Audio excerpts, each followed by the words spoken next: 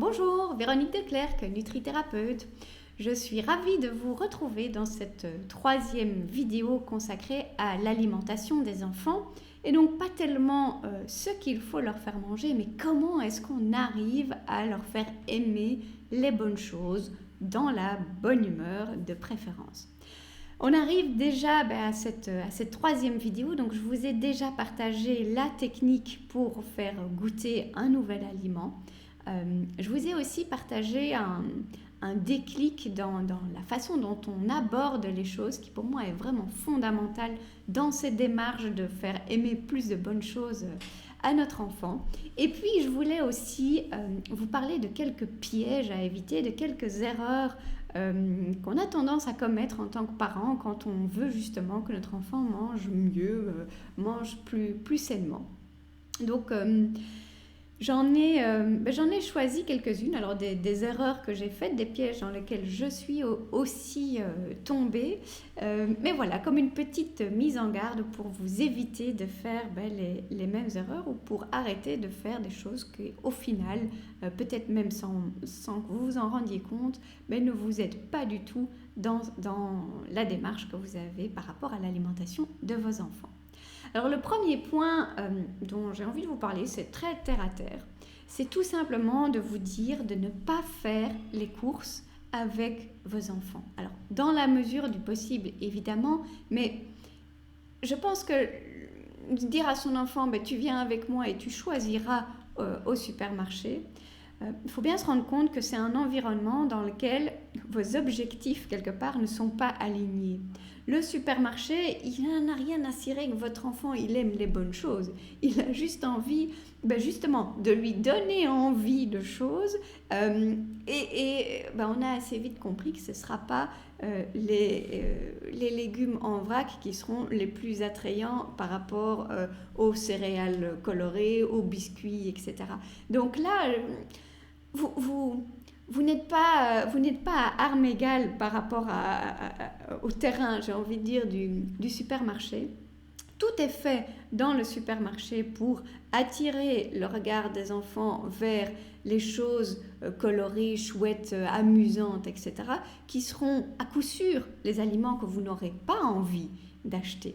Alors qu'est-ce que ça fait ? Forcément, d'une part, ça va attirer plus l'attention sur les aliments que vous ne voulez pas, mais en plus de ça, quelque part, ça va vous forcer dans un rôle où vous devez soit refuser, soit céder.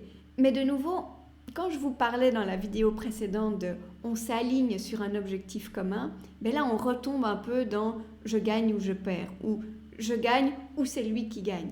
Donc sur ce terrain-là, vous marchez sur des œufs. C'est vraiment compliqué d'en ressortir quelque chose de vraiment constructif. Alors oui, il y a des exceptions évidemment, mais de manière générale, mon expérience et ce que j'entends aussi des autres parents, c'est que faire les courses avec son enfant, c'est rarement très constructif dans cet objectif de dire ok, on va installer des bonnes habitudes, on va essayer d'améliorer l'alimentation de nos enfants. Au supermarché, c'est pas le même objectif. L'objectif, c'est de donner envie et justement de créer des envies. Il y a tout un tas de choses, tout un tas d'aliments et que je vais dire pour la facilité des crasses, que ce soit les céréales industrielles du petit déjeuner, que ce soit des biscuits ultra transformés, voilà, que ce soit toutes sortes de choses. Si l'enfant ne les a jamais vus, il ne peut pas non plus en avoir envie. Par contre, si il les a vus et que vous avez dû lui dire non, ou que vous avez cédé une fois et que toutes les autres fois il le réclamera et qu'à un moment donné vous devrez dire non, on sent bien que là, on n'est pas aidé. Donc ne faites pas vos courses avec vos enfants, ou en tout cas dans la mesure du possible, n'allez pas au supermarché en espérant susciter justement, peut-être qu'il va voir des nouvelles choses et va en avoir envie, ce ne sera pas les bonnes choses qu'il verra. Donc ça, c'est pour un premier piège à éviter. Le deuxième piège, c'est de positionner les aliments dont on aimerait au final qu'il en mange moins. Alors je pense à quoi? Je pense à tout ce qui est chips, bonbons, friandises, etc. De positionner ou d'utiliser ces aliments-là comme récompense. Je vous donne un exemple. Il ramène un beau bulletin de l'école, il a fait un effort pour ranger sa chambre, etc. On aurait tendance à dire, allez, pour te faire plaisir, tu peux avoir le sachet de bonbons ou je t'achète le sachet de chips. Évidemment, ça part d'une bonne intention et évidemment, ça fera plaisir. Donc, quelque part, on se dit, pourquoi ne pas le faire? Eh bien, il y a quand même une raison qui serait en faveur du ne pas le faire. Parce qu'en faisant ça, inconsciemment, on est en train de renforcer, j'ai envie de dire, le capital sympathie des aliments qui déjà n'en ont pas besoin. Alors, les bonbons, les chips, c'est bon, il n'y a pas besoin d'incitants pour que les enfants les aiment. Mais en plus de ça, on les associe à la récompense, à quelque chose de chouette, à vacances, à j'ai bien travaillé. Donc, on est en train de renforcer l'image positive de ces aliments-là, alors que vous êtes dans une démarche pour essayer de faire aimer, pas juste de faire manger, mais de faire aimer les bonnes choses à votre enfant. Et donc, au final, ce genre de petit réflexe de dire un petit bonbon comme récompense, il ne faut pas trop en abuser. Je ne dis pas qu'on ne peut jamais le faire, mais il faut quand même bien se rendre compte que inconsciemment, on ne construit pas quelque chose dans la direction qu'on souhaite. Alors, je préfère de loin, du coup, avoir une démarche de récompenser pour un travail bien fait, un beau bulletin. Évidemment qu'on peut récompenser, mais peut-être pas le faire de un avec l'alimentation, pour vraiment garder l'alimentation comme étant, je nourris mon corps et j'ai du plaisir à le faire, mais pas spécialement je mange pour me faire plaisir. Donc de se détacher de l'alimentation, de garder le côté récompense, mais pour quelque chose, soit plutôt un petit jouet ou quelque chose qui n'est pas lié à l'alimentation, ou encore mieux, du temps avec vous, une expérience, une balade, une discussion, ou aller ensemble au cinéma, faire quelque chose ensemble, pour se détacher en même temps du côté peut-être un peu plus matériel. Bon, ça c'est, j'ai envie de dire, plutôt encore une étape plus loin, mais en tout cas déjà se détacher de l'aliment crasse, entre guillemets, et se détacher tout court du côté alimentaire comme étant la récompense. Alors j'espère que vous saisissez un peu les nuances que j'essaye d'apporter ici, mais je sais que aussi personnellement dans ma démarche de faire mieux manger mes enfants, j'ai eu tendance aussi à fonctionner un peu à la récompense avec ces aliments qui au final on en voulait moins. On veut faire de la place pour autre chose. Et justement, le troisième piège, il touche aussi à ces aliments crasses. Et là, j'ai envie de vous dire, l'objectif, c'est pas de tout supprimer au niveau des crasses. Et donc, dans la démarche, moi, ce que je conseille justement quand j'accompagne les parents dans cette démarche, c'est pas de tout supprimer. C'est pas de dire maintenant c'est fini, les chips on n'en achète plus. Alors oui, évidemment que l'enfant au niveau de sa santé, il se portera très bien s'il mangera pas de chips et quelque part c'est ce qu'on pourrait vouloir, mais j'irai pas dans cette voie-là. Parce que évidemment créer des interdits, surtout avec des enfants, c'est juste encore attiser un petit peu plus l'envie pour ce genre de produit.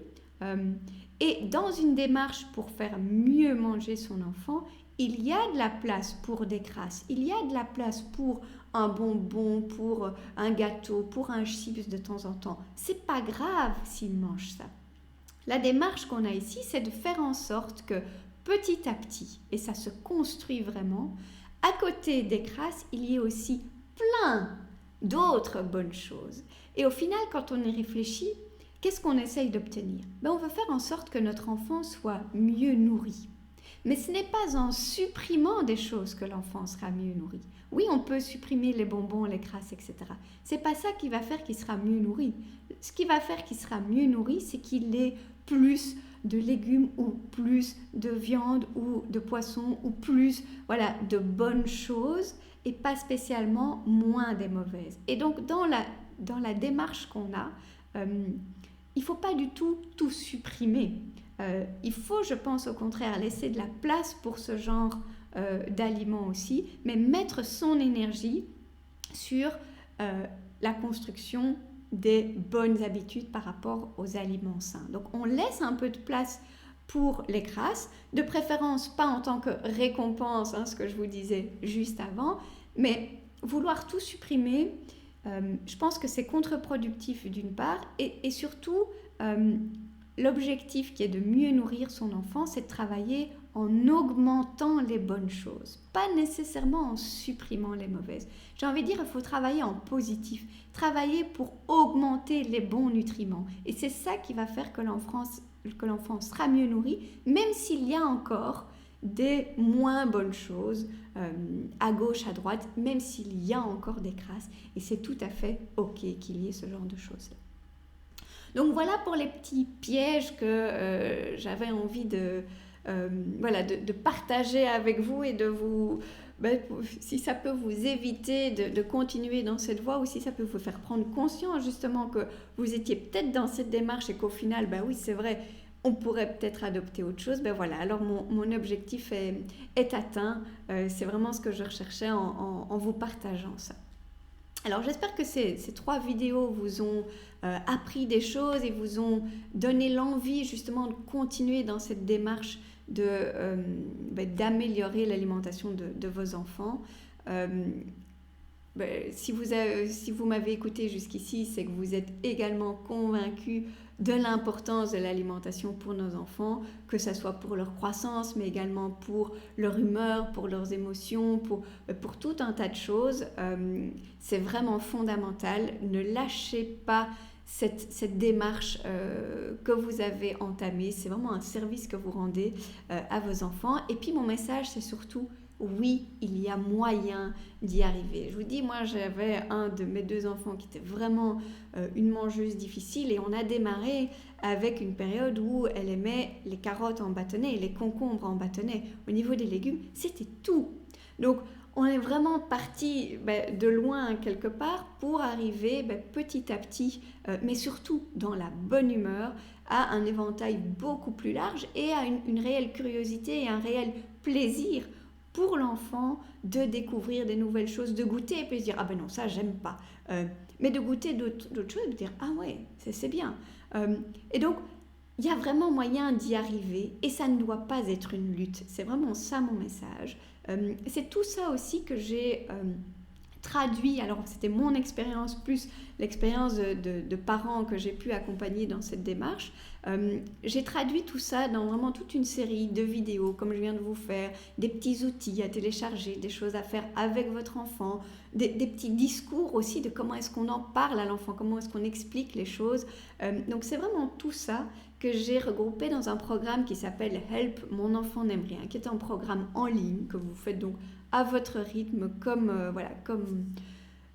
vous le sentez. Vous passez à travers les modules où vous sautez de l'un à l'autre. Donc c'est vraiment tous les outils concrets, mais aussi toutes les démarches et la compréhension de ce qui se passe. J'ai envie de dire, c'est vraiment un programme qui regroupe 2 de mes passions, la nutrithérapie, donc l'alimentation saine, d'une part avec toutes les connaissances que ça implique et la mise en pratique en termes de recettes, en termes d'astuces, en termes de préparation, et le côté parentalité positive, ou comment est-ce qu'on aborde les choses, comment est-ce qu'on amène ce genre de choses pour que ça se passe bien pour tout le monde, pour le parent, mais aussi pour l'enfant. Donc voilà, ça c'est en quelques mots ce que vous pouvez retrouver si vous voulez poursuivre dans cette démarche, que vous voulez aller plus loin et que vous souhaitez que je vous prenne la main et que je vous guide de la même manière que je viens de vous faire à travers ces quelques vidéos, mais en vous livrant tellement plus d'outils, de méthodes, etc. Ben, c'est tout ça dans le programme donc Help, mon enfant n'aime rien. Et je vous mettrai donc tous les détails au sujet de ce programme et comment y accéder aussi. J'espère de tout cœur donc, que ces vidéos vous ont plu et je vous souhaite en tout cas, avec ou sans le programme, une bonne continuation dans votre démarche.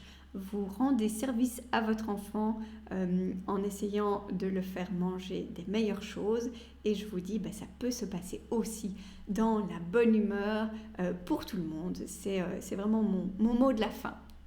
Bien, je vous souhaite donc encore une bonne journée et je vous dis à très bientôt.